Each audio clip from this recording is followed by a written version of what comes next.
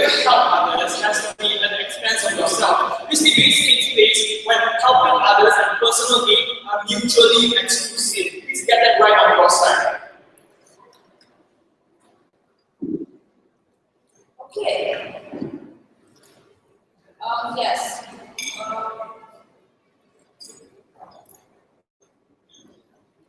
Yeah, okay. First of all, we feel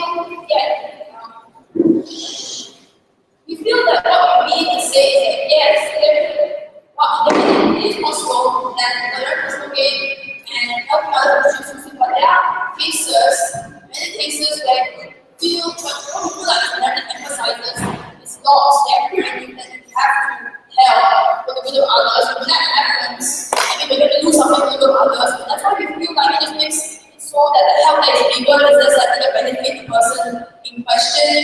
That makes the problem in the long term. That's why I feel like when that happens, you don't actually help in the scenario. And that's why that's why we have the government side how to propose this motion. Thank you.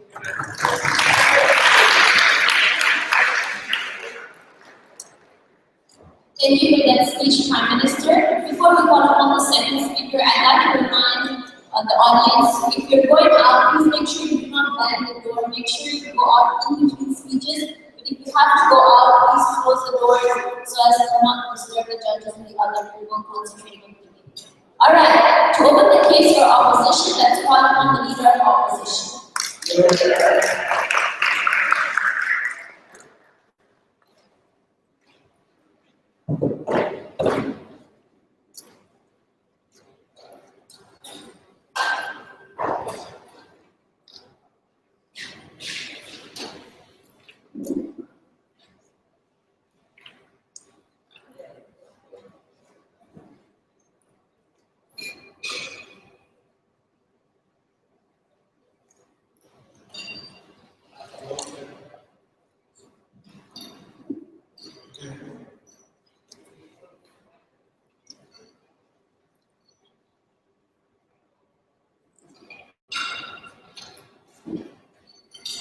Such government has already conceded that humans are intrinsically selfish in nature. Right? So today, I'm going to tell you a few things. Number one, why humans are intrinsically selfish and why this is harmful to society in the modern era. Right? And secondly, I'm going to tell you why this societal narrative is required to combat this intrinsic selfishness and why this benefits society in the end. Right? But before that, let's dive into side government's case. What the PM has said, this motion already considered right out of the way that yes, humans are intrinsically selfish, and this means that when they do something that when they sacrifice their own personal, direct personal gain to help others, they feel empty inside. They feel empty inside because they feel like they have a responsibility to do so. However, we are arguing that the narrative, that the societal narrative, the experimental society currently, causes you to believe that your actions have meaning, your actions have a purpose, and that fulfills you instead of leaving the hole in your heart that they believe it creates. And we do not, and they also say that they were not against the act of giving, that they're not against the act of sacrificing themselves to others. But how are you going to get that altruism? How are you going to get that direct giving without this societal narrative? You don't see how it happens here. Now, on to my first example. Why humans are intrinsically selfish and why this is harmful in the context of today. Right? Selfishness is driven by evolution. Because humans are selfish, you look back 1,000, 2,000 years ago, when being selfish was a good trait because it meant that you continued surviving. Your selfishness, your willingness to keep something up for other people means that you keep that extra loaf of bread and you survive another day. Humans are, that is embedded in human nature, and that is while humans are intrinsically selfish. However, we as humans have now developed to the point, we have advanced to the point where we are no longer at that stage where we need that extra for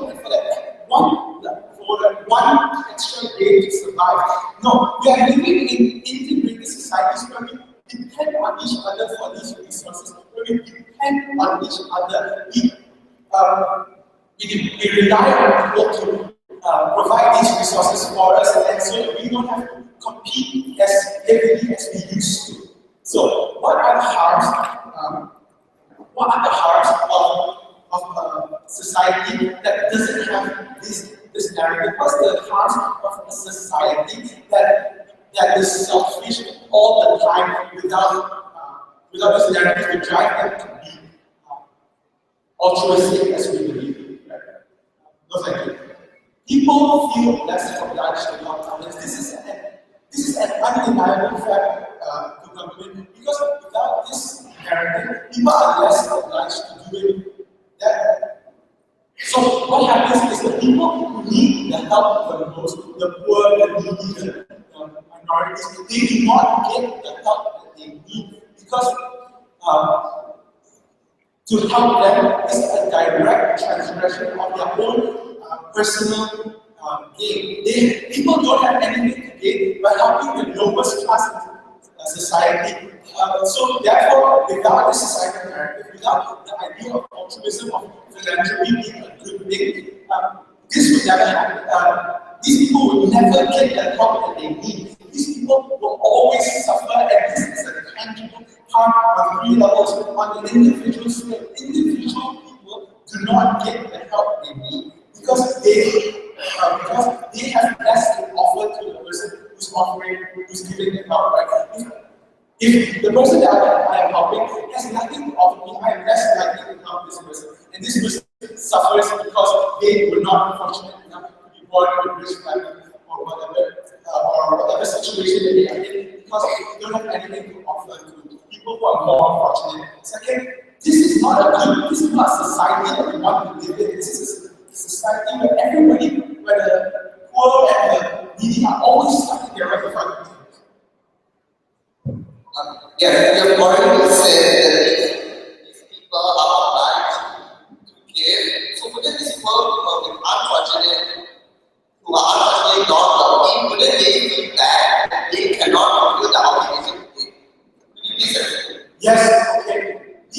However, these people also realize that the survival comes first, that without the help from others, they can never be back anyway. So moving on to the society. Society, right? Next, even on a global scale, you can see this in global issues like, for example, global warming, right?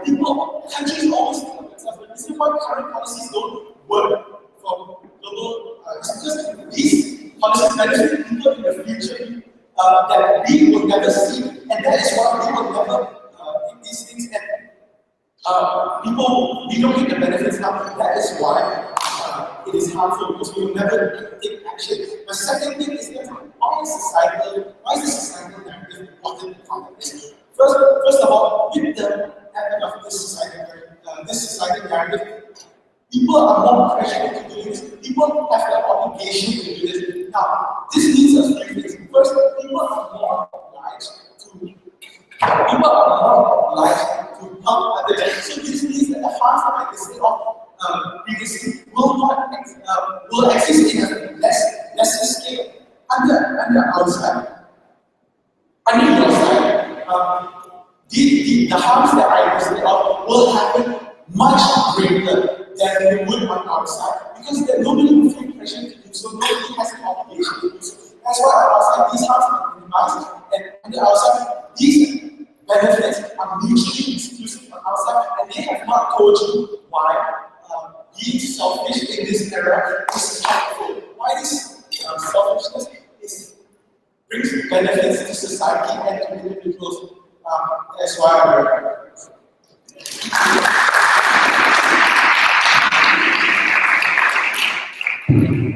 Thank you for that speech. Now let's welcome the Deputy Prime Minister to continue the case for government.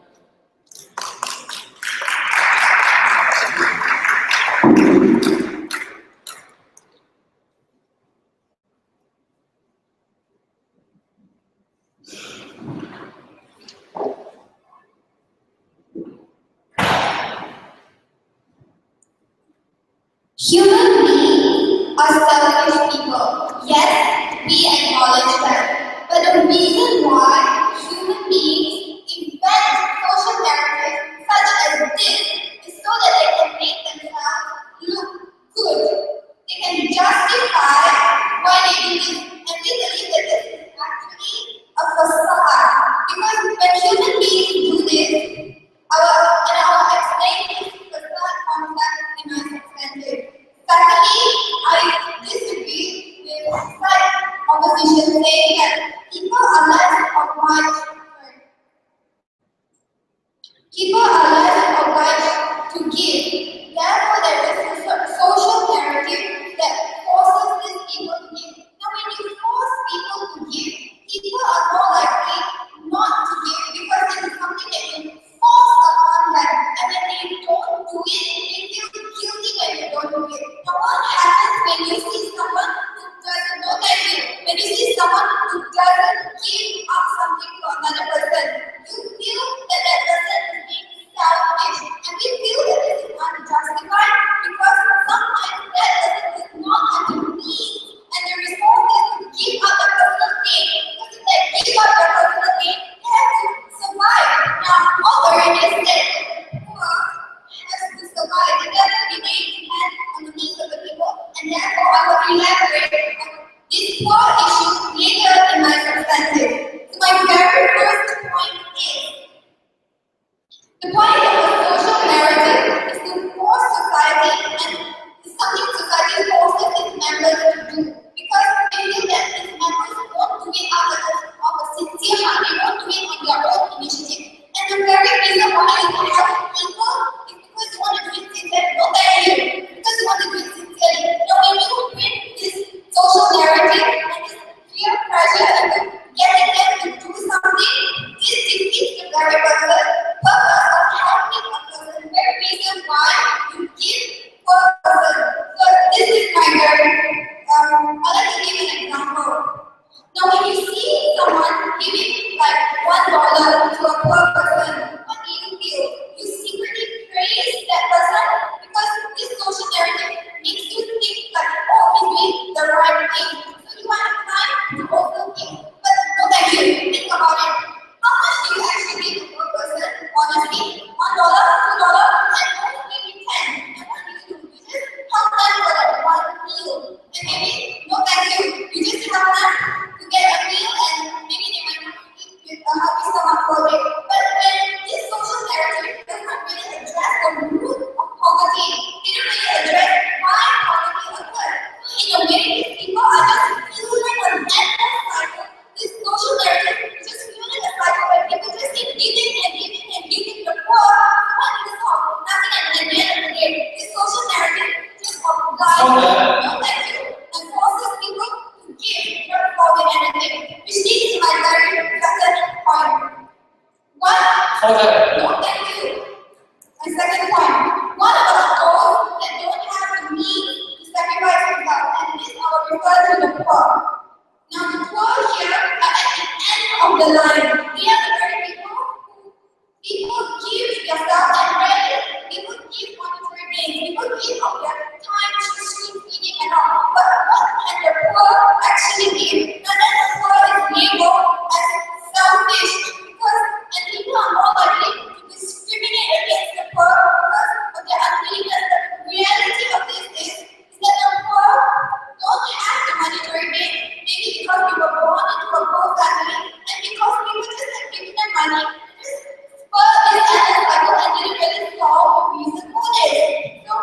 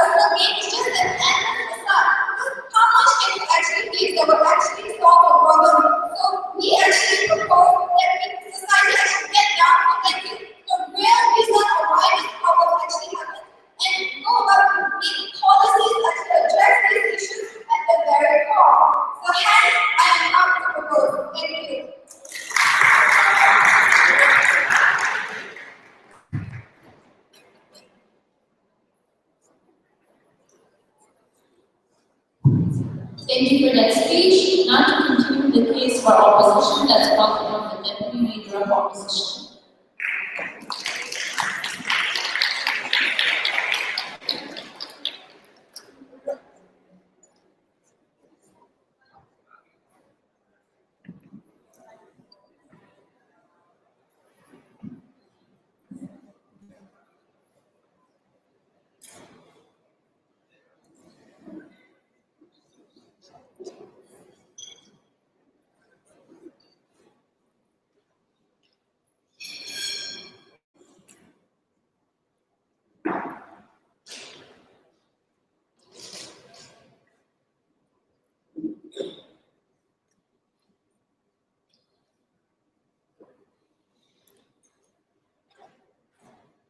A wise man once said, those who truly live for others.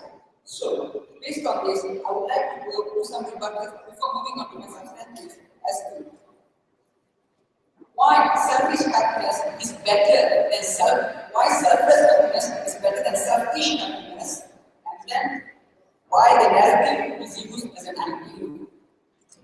Going to the rebuttal.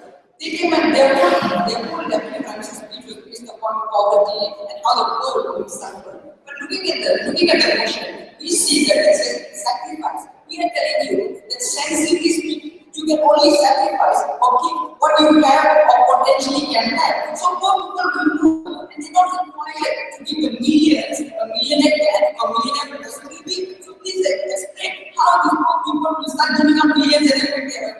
And actually, according to that, and if it is really as important, if the social network is as important as you say it is, the poor will only receive some from the wealthier, and they will be actually lifted out sooner or later, because they will start helping these poor people, and then they will simply lifted out. So please explain how it's only a one-sided giving and not a both-sided giving. Also, and so now, the leader of opposition came out and told you why selfishness is a reason for so many country problems, such as global warming, such as poverty, such as hunger, such as all these kind of things. And why does it? Irrelevant and actually harm the modern era. They have not even responded to that. They have not told you why selfishness is necessary in the modern era. They have not told you how to benefit the modern era. They have not told you how to benefit the individual or how to benefit society. Now moving on to my substantive. Going what happens. Now why do we work? We work selfishly for our basic needs, for comfort and to fulfill our ambitions. We gain comfort and senses of fulfillment from these achievements. From that, we gain a very basic sort of happiness, a very basic sort of satisfaction that, okay, I have been to sleep tonight, I have food on the table, okay. So, we are telling you now that selfless work is much, much better for happiness to strive for. Much better for your own self. Why? Because let us use the analogy of a little lady in the bus. If you are sitting in a bus and you see a little lady, well, for my day, I get to sit on the bus for maybe 1 hour. My dad is there. But at the bus, you say, well, my bum's not paying, so okay. Well, my bum not paying, that's all I know. But please sit down. If I give sit to the old lady and she tells me, I feel much happier than having to be sat down and ask that 1 hour. I feel much happier, honestly. You guys can experience it in your daily life. How does this work? Let's look at the psyche of this. You see, when you work selfishly and you get the personal gain is only valued by your yourself. Please sit down.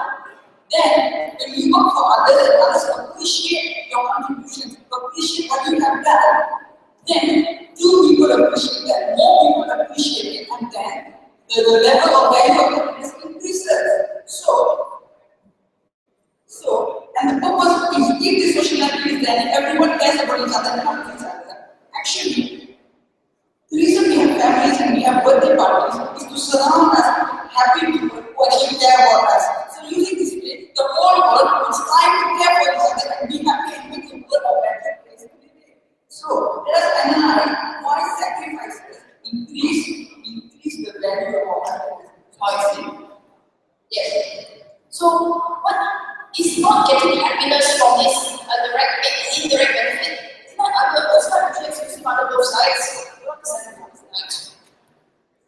We are telling you that if you work for selfishness, you get a lower type of happiness. I make that very clear. But if you work for selfless gains, if you sacrifice your personal gains, you will receive much happier, much better type of happiness. And so I think that this is a better idea to stand for. So now, you see, value comes from effort. Whatever has effort will have value. So, if you sacrifice something you have, your value of the happiness, the value of what you have will automatically increase. Think about gold. Why is gold there? Because it's so difficult to extract, because it's so expensive, you need so much money to pay for it. So, according to this rule, the happiness you sacrifice will automatically increase. So, even if like government coming there that you are too selfless and detached from yourself, you will still be happy because then your happiness will be contingent on that of others, such as the mother and the child. Even if the mother has to work hours and hours of the day, she will still be happy because she can still see the child going to school. She will still be happy because the child has a chance to go to university. So still people will be happy. And now, the narrative as an idea, realistically speaking, not everyone is going to comply with this narrative. Believe me, but I'm not going to work, okay? Not everyone is going to work with this idea, not everyone is going to work with this. But it's an idea. We tell you not to lie. You are not lying here. We tell you not to lie, so you stand for the best as possible.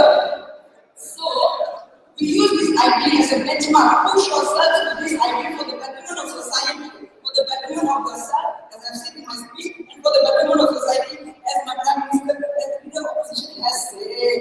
So, now going on to the comparative. In governance space, humans are incredibly selfish. Yes, the word acknowledge that. They have not told you how you benefit the individual or how you benefit society. So even in the best case scenario where everyone's needs are cared for, there will be no sense of strengthened bonds, there will be no sense of togetherness, there will be no sense of unity, and we all know unity is strength. This unity will create a better nation that can progress further. So there is no unity amongst them, and still everyone has their needs, but everyone is still not on top of each other. In opposition space, we benefit both the individual and society. The individual has a better sense of happiness that is appreciated by others and strengthens the trust and bond of people through the appreciation. Societies benefit because they are relatively more united due to these strong bonds. They can work together well and better work to improve society. This way, society benefits from this altruism, and that is why I will never cover it.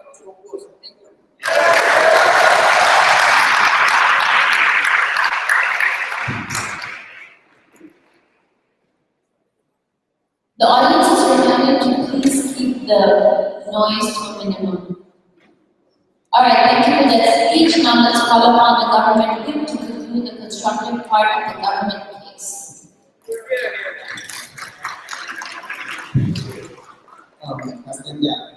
Ladies and gentlemen, side opposition came up here and told you that these people are selfish, and yes, we concede that these people, they were not the people who are actually selfless in this debate. They live in a world where nobody at all cares about other people, and that is something they fail to recognize and they apply. Let's have 4 main cash points in this debate. The first is selfishness. I think that what they brought up global warming is not a right thing, because global warming is when you sacrifice your direct personal gain for the good of you also, not for others. We all live in a global world and we claim that there is no global warming. And they have said how many people and who you are is very good, but we say it's not, because there exists a spectrum of people. 3 kinds of people. People who want to help, people who are on the planet, people who don't want to help. This social narrative makes it a lot worse. How? Because these days the people who want to help look like they are just part of everyone who wants to help for the sake of being picture perfect. And the people on the planet will go to this, they will help, but they will only help on a surface level. This is extremely harmful. When you help at a surface level, first and second speaker, this doesn't solve anything. You create an illusion that the problem has been solved. Why do you want to give money to that person when someone else has already given money? You do not even help them properly. You help them marginally, you live a marginally better life. organization, no government, no NGO, no organization, no government will actually take the time to create policies to help them because they take everyone affected them. Even though they only have to take a little bit, then they can solve the problem. You are making it work. You create an issue that goes on and on and on. And that is something very wrong. And for the people who don't want to help them, you ostracize them. This narrative makes them feel that they are not part of the society. This should be done. They are stupid, selfish people who are not part of society. We don't want that. This narrative makes coercion its main point. It forces people to help. And this brings the second point, happiness. This narrative makes it such that you are forced to help people and you say this makes a better life. Selfless happiness is better than selfish happiness. You say this is not true. When you help people because you are forced, why are you happy with that? You will be thinking, I'm only happy because I'm not do that. You won't be happy. You will create individuals that I'm happy. And this is very wrong. When you do this, less people are going to continue helping people. Less people want to help people. They know they're not going to be happy with it. And because we have already said, we have already said that this narrative makes it focus more on the fact that you sacrifice and that you lose the focus that you gain something from that. You gain happiness. So when I have to give up my seat for the OAE, I will not be able to think I have gained something, but rather because I am forced to do it, I will rather focus on the fact that I have to do it. I didn't have to think, rather than the fact that I made myself happy. If I had done it on my own incentive, I would have felt much happier rather than if I was forced by the narrative. And that is a very big part of the side opposition is trying to create. Because now nobody is going to help people if they had a chance to opt out of it. Nobody knew that they were going to help people. Nobody would help people. Yes. Under your side, you have no incentive at all to give up your seat for that old lady. Whereas on the outside, we incentivize you even if it's not fair. We want at least you. Yeah, that might be true. There is no point for incentive, but why are you forcing people to act the way they should when they should get up their own mind? You ruin the sincerity of the moment. You ruin everything. You ruin how giving things. Even make the people who give out of the sincerity of the heart, you like people who give it just to satisfy other people. You make matters worse. This is very, very bad. And let's talk about how this person helps people. You say this helps the world, but you say no, it doesn't actually help the world. You make it look like a help the world, but you don't help the world. Already made a classification of what happened when you only help surface level and illusion of work. You make these people feel sad that you did not even engage in the fact that other people will feel sad. You did not engage in the fact that these were possibly happening. The big people are not being there because they have to be there. But when a poor person is being handed there, it seems that many people there will be stuff. And in your therapy, this enforces the fact that if you give less, if you are given something that is quantifiable, it makes it worth the doubt to give less. You're going to make them feel inadequate, no matter how much they give, because you are not adjusting the fact that society is made of disproportionate people. People who can only give certain things. That was something that you didn't even engage. You didn't tell us why people would not feel like you said they will only give what they have. And you did not make them feel sad, or they could not be part of society that they They could not be part of society. They could not integrate better society. They become isolated. Even if you have maybe some help, but they won't try to be sad because they have to continue feeling help. And this society enforces the fact that you are only a proper member of society if you give. And this is so unfair to them that they did not get to choose to work. And then we talk about individual identity. We say everyone has identity. First of all, this is a real issue of the debate. The second thing is when people give or give not, people find it when it comes to a cost. So even in our side, more people will unite in the fact that they don't want to help and that against society. Unity is still there. It's not it's a mutually acceptable. It's not mutually acceptable. We can have it when people don't want to do it. When people don't want to do it, they can form unity through. And this is yes. And how does society benefit from this unity? You rather have people who work together sincerely to help people because they will at least be able to think and they have better incentive to come up with a solution for this problem. Rather than in your side, people help, but they won't actually care about the public. They're only doing this for the Instagram photo or the Twitter post, but they aren't actually helping. This doesn't solve the problem. You make errors because you fail to show the problem happens. At least on our side, the people who actually go there can solve. And that's why we want to change the social narrative. We want that helping people become back a sincere thing.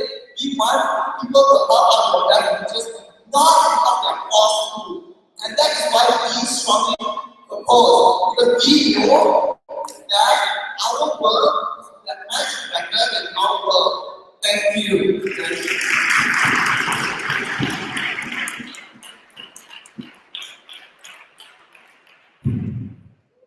Thank you for that speech. Now let's call upon the opposition group to end the constructive part of the meeting.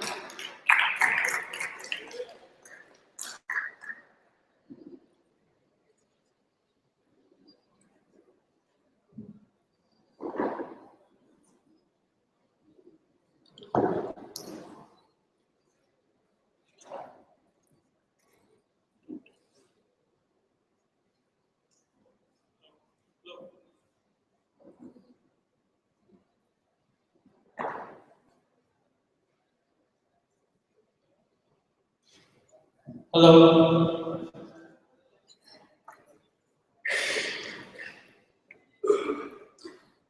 Let me start by clarifying something. Having a social narrative that promotes altruism isn't effectively forcing people to help people out of at the expense of themselves, right? We never say if you want people that you are useless human being. We're just saying these social narratives are just saying that if you help people, then if you are a good person, and that's all. So I have 3 issues to talk about in today's debate. Number 1, the need for counter narratives to selfishness. Number 2, which world is better for society? And number 3, which world is better for the individuals themselves? Let's start with number 1, right? The need for counter narratives. My leader proposition came up here and talked about the characterization of selfishness, right? Why humans are intrinsically selfish and they agree. So, why is it so hard for society? Because when these social narratives aren't in place, this is what will happen. People will stop helping others altruistically altogether. They pretend that when you remove these social narratives, people will still continue living altruistically. But that is not the case because, as I just repeated, humans are intrinsically selfish. The only reason is that there's more people help each other altruistically. Because it is because of the existence of these social narratives that are defending the status quo. Because they know that we all ask, when they ask you to help people out of altruism, right? So, and they talk about giving. They want to prefer a world where people give sincerely, right? They participate in the act of giving sincerely. Ladies and gentlemen, that is the very definition of altruism: is to give sincerely without any ulterior motive, without hoping for self-benefit. So if you want sincere giving, you get it better on our side as opposed to the lower side. You don't get any altruistic or sincere giving at all. So moving on to my second issue. Which side is better? Society. Sit down. Government tells you, told you a lot of things, right? The case was very, very messy. It started off by telling you that this social narrative forces you to sacrifice person being to help others. That was what the case was about. And they kind of misunderstood the motion here, right? Because, firstly, there are many instances where you can help someone without having to sacrifice personal gain. This debate only takes place when personal gain and giving things to others are mutually exclusive. That is to say, that when you're presented a choice where I have personal gain and helping others, or you should always choose helping others. Okay, you have already said that you only see great good people, but after asking this, how can you create good people without creating bad people? I don't really know what the POI. What he's trying to say, like, you can't create bad people, you will always create bad people by creating good people. So yeah, thank you. The tell you is that the more you force someone to give, the less they give.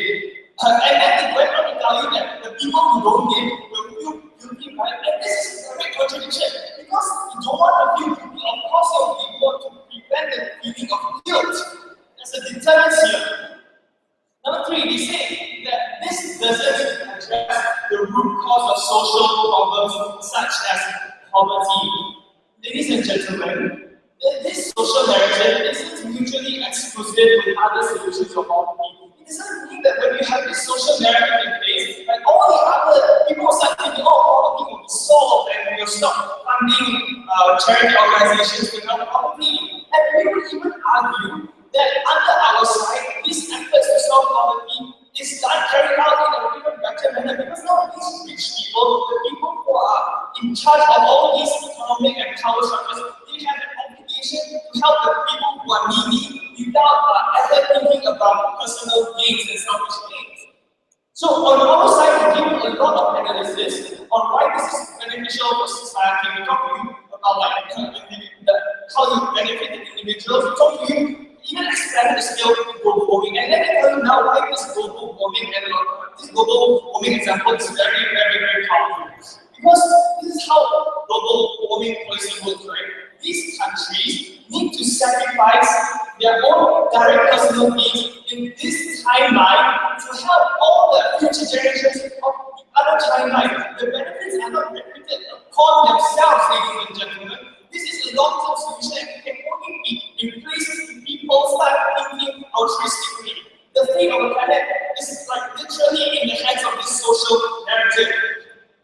The third issue, each side is better for the individuals. So God told you that poor people feel bad because they don't feel like they can give, they don't have much to give and then they feel obliged to others. You think this is very logical. If you are a poor person and then you have not much to give, of course you won't like sacrifice all your life just to help the rich person, right? I think this social narrative will be more powerful upon the people who are not able to give. They feel like they are rich, so they will help the poor. Sit down. Number two, they talked about ostracization. Ladies and gentlemen, this does not occur in the real world. Where have you seen discrimination against selfish people? This does not exist. But let us say, even if in a magical world where selfish people are frowned upon or being discriminated against, he said, fine, you deserve it because you have been excessively selfish and you would treat them out and let them think for themselves. On our side, we talk to you, the second speaker talked to you about why selfless giving, it gives you a sense of higher happiness because now your happiness is not contingent upon the state of well-being of yourself, but it's contingent upon the people you help. Like the more people you help, the more happiness you get. Number two, also gives you a sense of purpose. The concept of living for others is a very, very powerful one. Because like even if you like, have a bad day or whatever, right? The people, when you see the people you help, like happy or like receiving these benefits, you still feel happy yourself. You have a sense of fulfillment, which is very, very valuable, and we support that. And for all the reasons I talked about, I'm very, very happy to oppose. Thank you.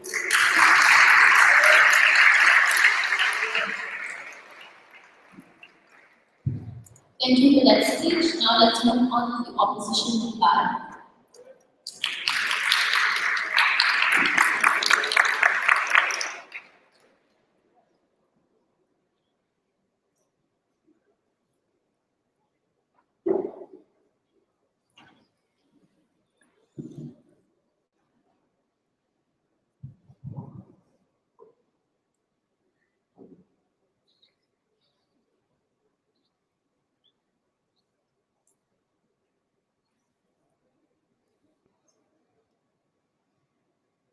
We both want more sincere people to be altruistic. We both want a better society and we both want better, happier, physically better and mentally better individuals as a whole. So which side in this debate has provided all three of these points to you? Okay, but regards to sincerity, they've told you yes, we want people to be, we want only sincere people to give. We don't want coercion, we don't want people to give. We want more people to care. We want more sincere people. So which side actually gives you more sincere people? We have told you, we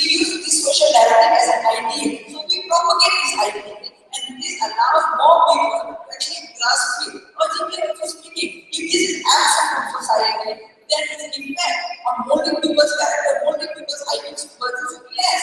So then, opposition, side opposition, the most sincere people, as government wanting to give and care and sacrifice for the sake of others. Second, which world would be better for society? We have shown you how unity would occur inside government, how the poor would actually be lifted out, since most of the discussion against us was on poverty. That's it. How we have told you how the poor would actually be lifted out, and we also have told you why these kind of ideas will actually help society progress in terms of, as you say, poverty and how it will help when it comes to global warming and these kind of things. So we have not told you, yes, it's not mutually exclusive, understood. But how? And now it's really going to clarify also that. But how will unity be introduced in your paradigm? How will poverty, how will the eradication of poverty be sped up in your paradigm? How will these things happen? They have been yet to respond and they will not respond. So, and also we touch upon which word is better for the individual. This also they have yet to clarify. They have yet to tell us and explain to us why the individual inside government's world will be better off, will be happier, will be happier mentally, and how will we be better? We have told you my whole video of this case was on this, how the individual will be better. My video of this case was on how society will improve. We have told you about how added values of happiness will come in, how the happiness will be appreciated by everyone else, and how this will also lead on to benefits to the society. So now let's look at some comparative today. The worst case societal opposition would be that fewer people sincerely give. Fewer people actually care for others. Fewer people, and society doesn't progress well because of this. But we have the side that still tells you that you have an ideal to grow up to. You have an ideal to strive for, and you have somewhere to grow up to and to become a better person and a better society because of that. This doesn't mean we ostracize you because of this. This merely tells you should grow up towards this ideal. And so we still work for the betterment of society, albeit even in theory. Okay, now government facilities. They have not told you how to benefit individuals. They have not told you how to benefit. But let's give them the benefit of the doubt. Even if there are people who give, even if society suddenly everyone is happy, everyone feels that they can get up, there will be no unity. There will be no. They will only be dwelling, as I said, on the basic happiness. They will not be on the higher happiness as an individual, as a society. Unity will no longer exist, even if everyone thinks that therefore there will be no bonds between societies. They can take that. So still, they do not provide an ideal. They do not tell you. They do not tell you how poverty is solved. They touch us about it, but they don't tell you how poverty is solved. So in these matters, such governments face is lacking. And it's for that reason I tell you, I've been never prouder to vote. Thank you.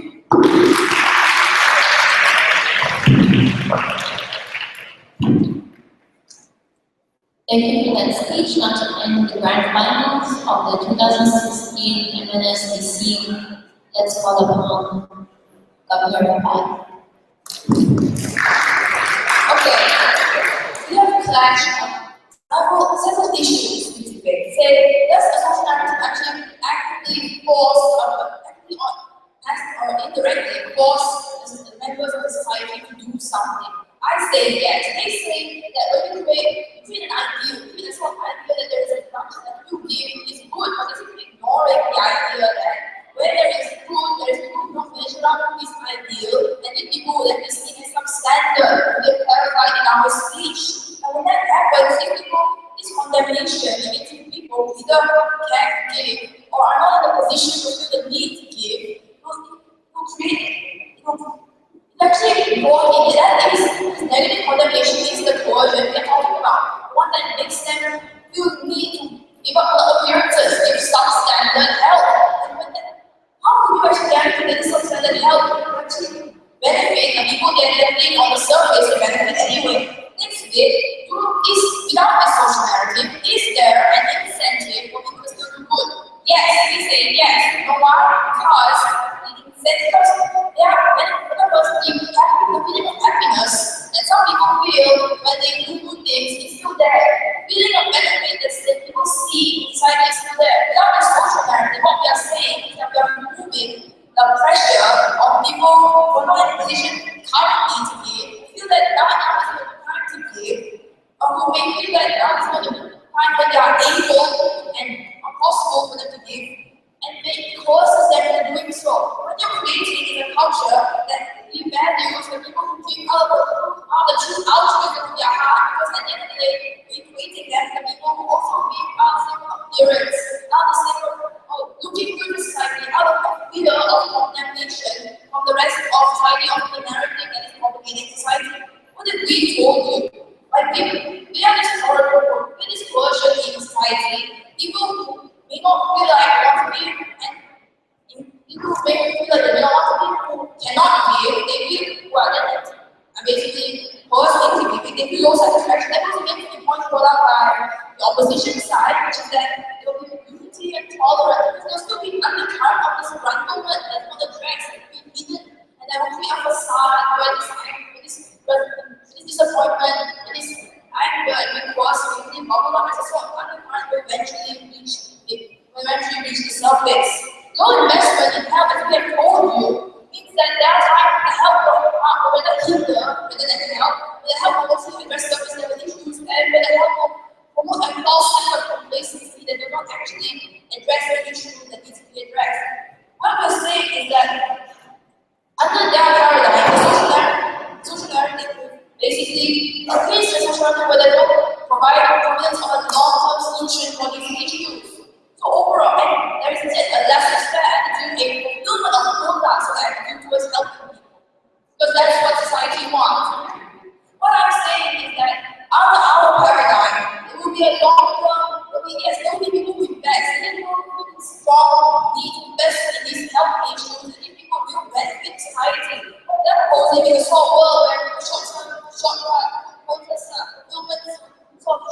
idea to go again, go with the flow of a societal narrative is the main way people help each other. That happens, we prove that the outcomes are worse than our world. That is why I am proud to propose this motion. Thank you.